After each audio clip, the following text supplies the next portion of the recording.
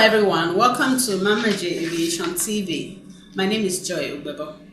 On Mama J Aviation TV, we take you into the exciting world of aviation travel and tourism. Today on Mama J Aviation TV, we shall be having our discussion segment. We shall be sharing very valuable travel tips on our information desk. We'll be right back after this break.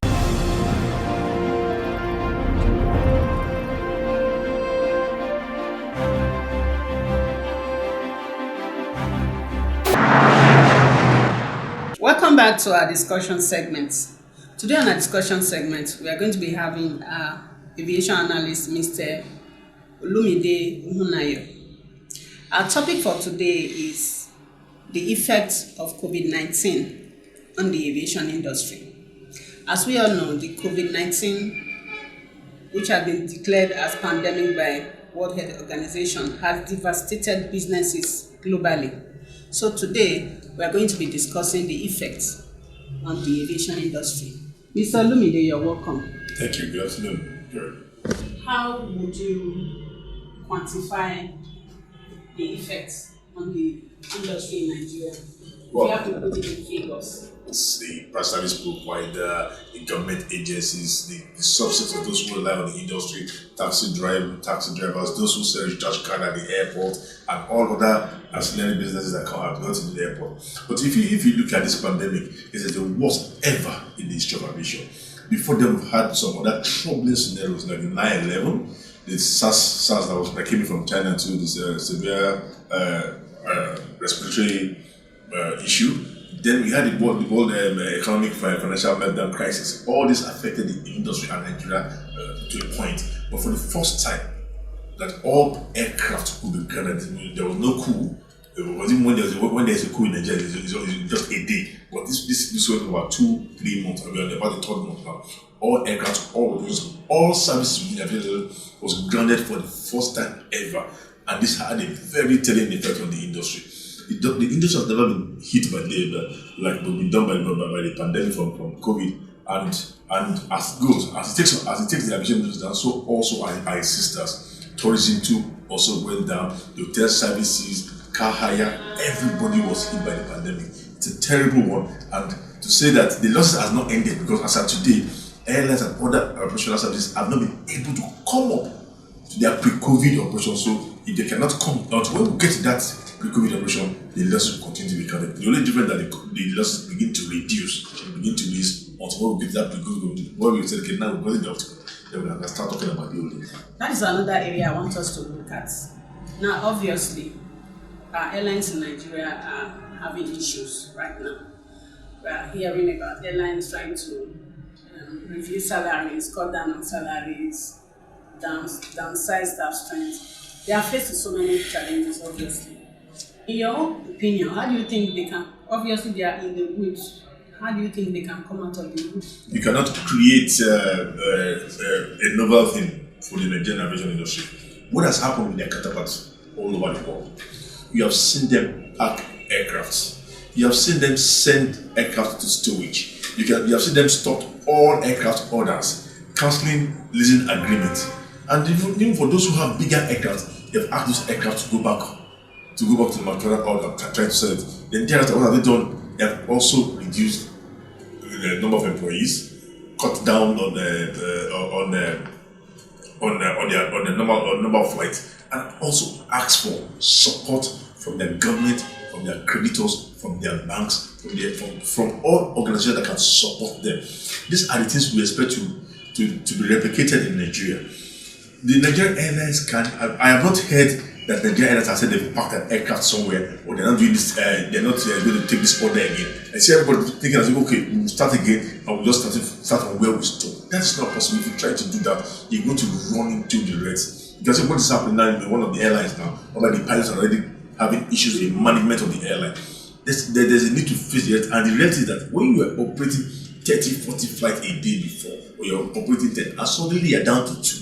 And even with the 2, the number of passengers on board is below 40% of the capacity of the cabin. So definitely there's a problem. And the only way you can get out of this problem is either you pass some of those, you have to pass some aircraft, you have to stop some of this agreement, and in doing this, as you're packing aircraft and stopping some of this agreement, you also have to allow some crew operating some of those to also stay at home pending this period. So these are the things that will naturally come. We should not see it as being dehumanizing. The only way that this will not come is if the government is coming and saying, yes, we are going to give you money to pay salaries of this all your workers for maybe 3-4 months or 4-5 months, and depending when you can return to full operation. Then that's going to. But when such policies don't come, the reality of a normal businessman is survival. And if the airlines and the staff want the airline to survive, want to have a job next year, 2022, then you need to agree to the reality that there's a need for the airline to go along with those they can afford to pay and operate for now. This is the situation we find ourselves, and it's just a reality. We have heard about the government planning to assist the industry with necessary palliatives. What do you think will be the effect? Will they have the desired effect on the travel industry? If you had seen that report, economic report, the government has allocated 27 billion naira for the industry, and in that same report, out 27 billion naira, there are about 3 paragraphs there. They kept repeating national carrier, national carrier, national carrier. So is it from this 20? Is there a national carrier? Yeah, is it from this 27 billion that they will take money out to start the national carrier pet project? If it's from this one, because even the 27 billion naira is not even enough for the industry as it were today to cover their losses. So I think that 27 billion naira is little. It will be of little effect to the industry. We need to source funds from other areas apart from the one that the government is allocated. Probably the central bank or other development banks can assist the industry. But the 27 billion naira is inadequate. Because what we're looking at now is not just the airline. We're looking at the totality. In the past, it was only airlines who gave palliatives in the past, and it didn't go down well. But this time around, we're looking at not only we're looking at the airline, we're looking at the agencies, service providers.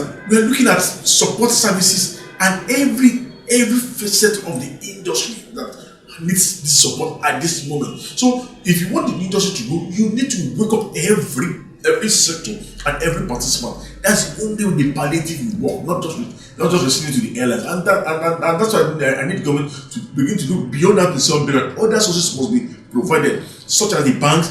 It can come in form of loans, tax incentives, or even giving at low interest, just to ensure that you get the airlines back. Again, if airlines come back, airlines alone without passengers, as we are witnessing now, is almost a futile effort.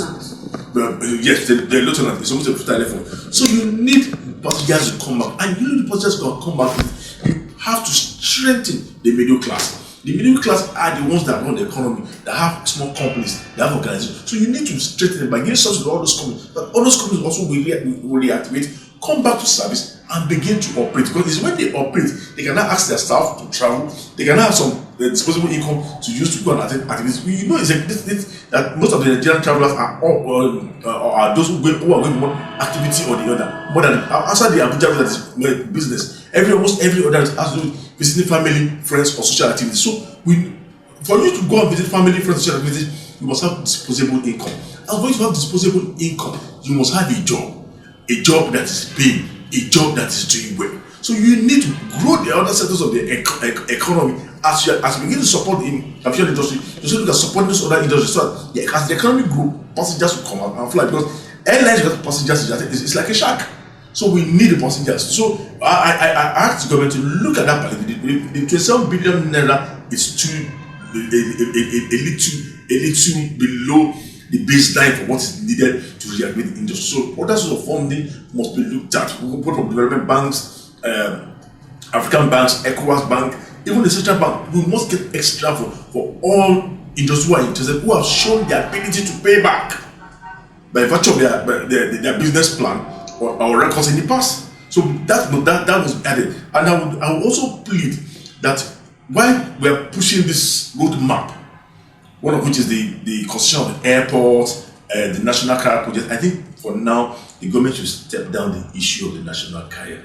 the timing is really wrong because like we've both discussed here now, people are keeping their aircraft away. Airlines are not passengers are not flying. Even those who have the power to fly are not too sure of the situation, that the health situation in the world is good enough to fly. So people are not really flying. Everybody's keeping its money, and all you're seeing now are people who want to quickly return to their bases. So it's not a time for us to now say people won't start the national carrier just because we've made that emotional move to start the national carrier. We should delay the national carrier for now and ensure that first keep the industry back to life. And then we can start talking about the national carrier maybe for 2022, but not 2022, not 2021. Okay, now based on the current conditions on ground in the industry, how can you predict the industry now and post-COVID? When the lockdown was lifted, the airlines smiled because they got about 70 to 80% load factor. And shortly afterwards, the passenger number began to dwindle. What happened then was that those who were stranded when the lockdown came were the ones that quickly rushed to return to base, and those who had things to clear on in the capital, federal capital territory. Thereafter, it has gone down now, and the pattern is going down. Now, of what value is having airlines and aircraft flying and no passengers? From the recovery process that has been analyzed by the various agencies in the industry, ICAO, IATA, they are looking at the figures not to return for the international flights. And before the international flight can return to the pre-COVID days, you're looking at 2022 for international and long-haul flights. 2 years protection. 2 years protection. Now for the domestic flight, this year is gone. For the domestic flight to restore to pre-COVID, we are looking at middle to late 2021. That's when you get the short haul and the West Coast flight to restore to full capacity. Before then, they will be struggling between the average of about 40 to 60% load factor. That alone, loss. Yes, it will be a loss. It cannot be break even. And we cannot expect any airline to break even this year. And we don't expect any airline to break even next year. Well, if we start talking about breaking even, we should be looking about 2022. Until when the health organizations and the research institute can get solution, probably a vaccine, to confirm that we have found a solution to this pandemic called COVID, it might be difficult to get passengers to travel again. And without passengers in our cabin, without passengers on an aircraft, without passengers in an airport moving, every other effort would not strengthen the industry. On that note, what advice do you have for the airline operators? For the airlines, the days of subsidy are over. The day of running the airline with pride are over. You have to face the realities. If Lufthansa, Emirates, Etihad, Virgin, Qantas, big airlines have all come to their knees, begging their government for subsidy and palliatives. They're disposing aircraft, disposing staff. Then the small airlines in Nigeria cannot be different. You expect them to be worse. So they have to face the reality. There's no way you can continue with all the aircraft leases now. You must return some aircraft. You must back some aircraft during this period. You also have to train your operations, both staff, management, equipment, to meet the realities of today. As the passengers are growing, as the traffic is growing, you begin to get your aircraft back into the fleet. So also be the infrastructure and personnel that are needed. But for now, it's good to comply with all the guidelines, health protocols, and safety protocols as put in place by ICAO and by ICAO, domesticated by the Nigerian Aviation Authority, and support the government in ensuring that this pandemic does not spread. Because we need the industry. Our industry is accused of being the spreader of this pandemic. This is the period we need the airlines to go out there and put on. No, we have all the facilities in place, both on ground at the airport and in the cabin, that keeps you safe from the pandemic. And then that will encourage passengers, and we begin to go and look at how operations will increase. Thank you very much. A last question: the international airspace, do you see that opening soon?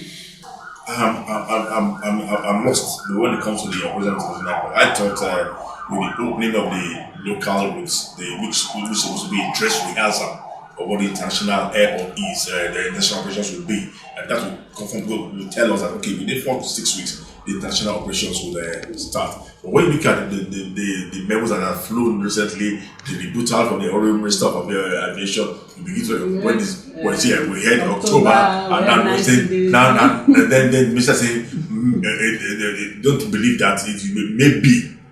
He said maybe before October. And during this period, you are seeing flights that are supposed to be evacuation flights, diplomatic flights, turning to revenue flights, people being charged to pay. So when some people are benefiting from this, benefiting from the operation, and the fare is excessive, and they are allowing them to operate, we know Emirates operating this period, Japan is operating, all using the banner of evacuation, was selling tickets at exorbitant prices. I am sure maybe the era of having all the airlines come back into operation might take a longer time than expected. But you see, people are frustrated, people who are stranded need to get out, and everybody's finding the way to get out. So I certainly plead with the government to at least open the international scene, even if it is in phases. You can start the Murtala Mohammed airport, take one or two routes, one route in Europe, one in America, maybe one in the West Coast, and one in the Middle East as a starting point. Thereafter, you can start opening other routes. But I think there's a need to open international route and start as the minimal routes as possible. Thank you very much, Mr. Olumide. Thank you for coming. Well, viewers, I hope you were informed and educated from our discussion today with Mr. Olumide Ohunayo, an aviation analyst.